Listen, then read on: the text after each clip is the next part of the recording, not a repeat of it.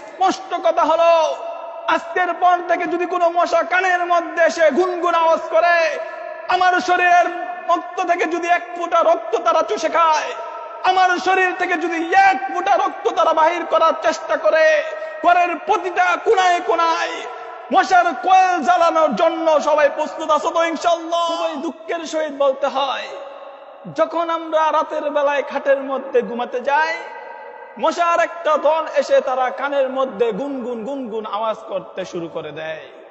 এই মশার গুনগুন জ্বালায় অনেক মানুষ আছে তারা ঘুমাতে পারে না।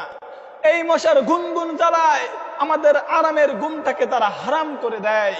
স্পষ্ট কথা হলো, আজকের পর থেকে যদি কোনো মশা কানের মধ্যে এসে গুনগুন আওয়াজ করে, আমার শরীরের রক্ত থেকে যদি এক ফোঁটা রক্ত তারা চুষে খায়, আমার শরীর থেকে যদি এক ফোঁটা রক্ত তারা বাহির করার চেষ্টা করে, ঘরের প্রতিটা কোনায় কোনায় মশার কয়েল জ্বালানোর জন্য সবাই প্রস্তুত আছো তো ইনশাআল্লাহ?